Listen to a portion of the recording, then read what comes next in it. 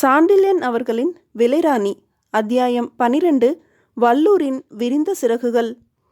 விலைராணியின் வாயிற்படியில் நின்று உள்ளிருந்த காட்சியை கண்டதும் மிதமிஞ்சிய கோபமும் வெறுப்பும் தாண்டவமாடியதால் வீரகுப்தன் அறவே சுயநிலையை இழந்தான். சற்று முன்பு சந்திரகுப்தன் அறைக்குள் கதவிடுக்கின் வழியாக அங்கிருந்த நிலையை கண்டதால் ஒருவித சினம் அவனை ஆட்கொண்டிருந்தது என்றால், அதைவிட 10 மடங்கு சினம் விலைராணியின் அறை வாயிற்படியில் நின்ற சமயத்தில் ஏற்பட்டதற்கு காரணம் இருக்கவே செய்தது. அவனது மனம் சற்று பின்னோக்கி சென்று சந்திரகுப்தன் அறையை அடைந்தது சில வினாடிகள். அங்கு கதவிடுக்கின் மூலம் அவன் பார்த்தபோது தக்ஷசீலத்தின் புது மன்னனும் பிற்காலத்தில் பெரிய சாம்ராஜ்யத்தை நிலைநாட்ட உறுதி கொண்டவனுமான சந்திரகுப்தன் மிக கேவலமான நிலையில் பஞ்சனையில் படுத்து கிடந்தான். பஞ்சனையில் அவன் உடல் கிடந்தாலும் அவன் தலையணை ஒரு யவன பெண்ணின் வழவழத்த தொடைகள் என்பதை எண்ணி பார்த்த வீரகுப்தன் சந்திரகுப்தன் இவ்வளவு பலவீனமானவனா என்று மனதுக்குள் வியப்பை காட்டி கொண்டான். சந்திரகுப்தன் அப்பொழுது இடையில் கட்டியிருந்த பட்டு வேஷ்டியை தவிர வேறு எந்த ஆடையும் அணியாமல் இருந்ததால் அவன் அகன்ற சிவந்த மார்பும் அதில் முளைத்து லேசாக படர்ந்து கிடந்த கரிய ரோமமும் அவன் உடலுக்கு பெரும் கம்பீரத்தை கொடுத்தன. அவன் படுத்து கிடந்த இடத்திலும் ஆடை அதிகமில்லாமல் சிறு பட்டு துண்டு மட்டும் பளபளத்ததாலும் அதுவும் விலகி அவன் தலைக்கு ஆதரவு அளித்ததாலும் சந்திரகுப்தன் முகத்தில் மிகவும் சாந்தி நிலவி கிடந்தது. அந்த காமரச நிலையில் கூட அவனது முகம் ஒரு குழந்தையின் முகம் போல காட்சி அளித்ததே ஒழிய விபரீத எண்ணங்களுள்ள விகாரம் எதுவும் அதில் காணப்படவில்லை. அதிகமான சாந்தியாலோ அல்லது அதிகப்படியான அலுப்பாலோ அவனது கண்கள் மூடி கிடந்தன.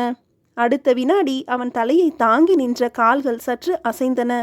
அந்த கால்களுக்கு உடையவள் முகத்தையோ உடலையோ பூட்டின் இடுக்கு மூலம் வீரகுப்தன் பார்க்க முடியவில்லை என்றாலும் பிற்கால சக்கரவர்த்தியை தாங்கி நின்றவள் பேரழகி என்பதையும் அவள் ஒரு யவன பெண் என்பதையும் வீரகுப்தனால் ஊகிக்க முடிந்தது.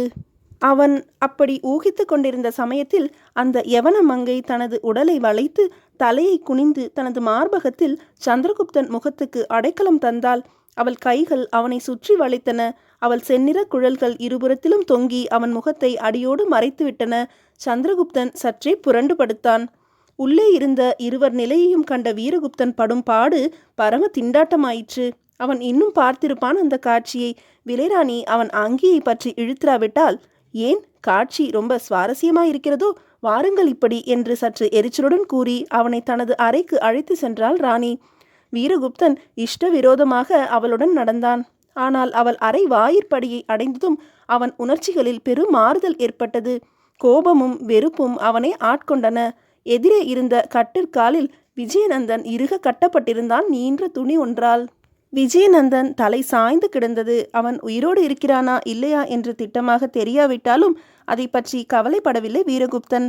அவன் எப்படி விலைராணியின் அறைக்கு வந்தான் என்ற கேள்வி அவனது மனதில் எழுந்து நின்றதுமல்லாமல் இங்கு வர இவனுக்கு என்ன துணிச்சல் என்ற சீற்றமும் எழவே அவன் 2 எட்டில் வாயிற்படியை தாண்டி கட்டிலை அடைந்து விஜயநந்தனின் தலைமயிரை பிடித்து தலையை தூக்கி பார்த்தான். அவன் கண்கள் மூடி கிடந்தாலும் மூச்சு சாதாரணமாக வந்து கொண்டிருந்ததால் அவன் சாகவில்லை என்பதை உறுதி செய்து கொண்டு தலையை உதறிவிட்டு விலைராணியை நோக்கி திரும்பி, இவன் இங்கு எப்படி வந்தான் என்று கேட்டான். திட்டமாக தெரியாது என்றாள் விலைராணி. திட்டமாக தெரியாதென்றால்? வீரகுப்தன் கேள்வியில் சினம் இருந்தது. அவன் கொண்ட சினம் விலைராணிக்கு பரம இன்பமாக இருந்தது. சினம் பொறாமையிலிருந்து விளைகிறது, சொத்துக்கு உடையவன் என்ற சொந்தத்திலிருந்து விளைகிறது என்று மனதுக்குள் சொல்லிக்கொண்ட விலைராணி, நீங்கள் வர முடியாது என்று சொன்னதும் நான் படுக்க போனேன் கதவை தாளிட்டு. சிறிது நேரத்துக்கெல்லாம் யாரோ கதவை தட்டினார்கள். யாரென்று கேட்டேன். பதில் இல்லாததால் யாரென்று பார்க்க கதவை திறந்தேன். நான் கதவை திறந்ததும் கதவை வேகமாக தள்ளிக்கொண்டு என்னையும் தள்ளி உள்ளே நுழைந்தான் இவன். மேலும் இந்த படுக்கையிலும் என்னை தள்ளினான் முரட்டுத்தனமாக. வேறு வழி இல்லாததால் சாளரத்தில் இருந்த விளக்கு தண்டை உபயோகிக்க வேண்டியதாயிற்று. ஆனால் காயம் எதுவும் இல்லை. பொட்டில்தான் லேசாக தட்டினேன். இவன் விழுந்ததும் எனது பணிப்பெண்ணை அழைத்து மீதி பணியை முடித்துவிட்டு உங்களை நாடி வந்தேன். நீங்கள் ஏதோ பலமான யோசனையில் இருந்தீர்கள் என்று கதையை சிறுக சிறுக சொன்னாள் விலைராணி. அவள் கதையை சொல்லி கொண்டிருந்த சமயத்தில் அவளை ஏறெடுத்தும் பார்க்கவில்லை வீரகுப்தன். அவள் விவரங்களை சொல்ல சொல்ல அவன் முகம் கருத்தது. கண்களில் விபரீத சாயை ஒன்றும் படர்ந்தது. வலிய உதடுகள் துடித்தன சினத்தால். அவன் உன்னை தொட்டானா என்ற கேள்வி முரட்டுத்தனமாக உதிர்ந்தது வீரகுப்தனிடமிருந்து. விலைராணிக்கு அவன் குரலில் இருந்த பயங்கரமும் அதற்கு காரணமும் நன்றாக விளங்கினாலும் அதை காட்டிக்கொள்ளாமல் அவன் சினத்துக்கு மேலும் தூபம் போட்டாள். தொடாமல் எப்படி தள்ள முடியும் என்று மெதுவாக கேட்டாள் ராணி. எங்கே பிடித்து தள்ளினான்? வீரகுப்தன் குரலில் சாந்தம் இருந்தது. அந்த சாந்தத்தின் அடியில் உக்கிர எரிமலை புகைந்து கொண்டிருந்ததை ராணி கவனித்தாள். அதை தணிக்க ராணி கூறினாள், தோளை பிடித்து என்று. வீரகுப்தன் விஜயநந்தன் எதிரில் தலை குனிந்து சிந்தனை வசப்பட்டு நின்றான் சில வினாடிகள். பிறகு அவனை கட்டியிருந்த துணியை அவிழ்த்து அவனை தரையில் தள்ளினான். தனது காலால் இருமுறை உதைத்து, டேய் எழுந்திரு என்று அதட்டினான். அந்த உதையால் சிறிது சுரணை வரப்பெற்ற விஜயநந்தன் மெல்ல கண் விழித்ததும் எதிரில் தன்னை நோக்கி நின்ற காலை மட்டும் கவனித்தான். பிறகு கண்களை மூடிக்கொண்டான். அதற்கு மேல் வீரகுப்தன் அவனை உதைக்கவும் இல்லை, அதட்டவும் இல்லை.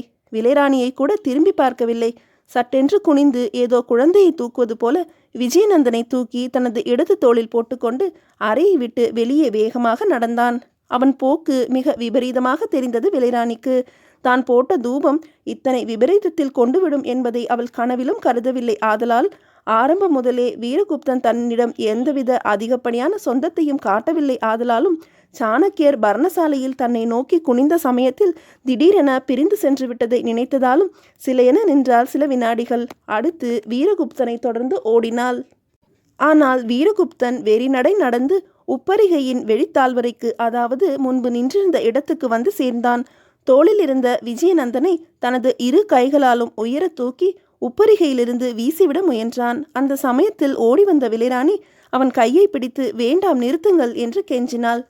தனது இரு கைகளும் உயர தூக்கியிருந்த வீரகுப்தனுடன் திரும்பி தனது கையை பற்றி நின்ற விலைராணியை சுடும் கண்களால் நோக்கி ஏன் தடுக்கிறாய் என்று வினவினான் வீரகுப்தன். அவன் கேள்வியில் கொலை வேட்கை நிரம்பி கிடந்தது. இவனை இங்கிருந்து எரிந்தால் செத்துவிடுவான் என்றாள் விலைராணி. தினம் எவ்வளவோ மிருகங்கள் சாகின்றன, அவற்றை நாம் உண்கிறோம் என்றான் வீரகுப்தன் தனது கழுகு விழிகளை அவள் மீது நாட்டி. மிருகங்கள் செத்தால் சாப்பிடலாம், ஆனால் மனிதன் அதற்கும் உதவ மாட்டான் என்ற விலைராணி, நீங்கள் ஒன்றை மறந்துவிட்டீர்கள் என்றாள். எதையும் மறக்கவில்லை. உன்னை இவன் தொட்டு தள்ளியதையும் மறக்கவில்லை. இவன் விஷயத்தில் நீ தலையிடாதே, ஒதுங்கி நில் என்று மிரட்டினான். மகாராஜாவை மறந்துவிட்டீர்கள். சந்திரகுப்தர் நீதி என்று ஒன்று இருக்கிறது. அந்த அதிகாரத்தை நீங்கள் கூட மீற முடியாது. நாளை இவனை நீதிப்படி மன்னர் விசாரிக்கட்டும். அவருடைய ஆட்சி துவக்கத்தில் இது முதல் விசாரணையாக இருக்கட்டும் என்ற விலைராணி வீரகுப்தன் கையை விட்டு விலகி நின்றாள். வீரகுப்தன் அவள் கண்களை நோக்கி கொண்டு நின்றான் சில வினாடிகள். அவன் மட்டும் நோக்கவில்லை, அவன் கைகளில் மேலிருந்த விஜயநந்தனும் நோக்கினான் அவளை. அந்த வீர மகள் வதனம் நிர்மலமாக இருந்தது. கண்களில் சந்துஷ்டி நிரம்பி நின்றது.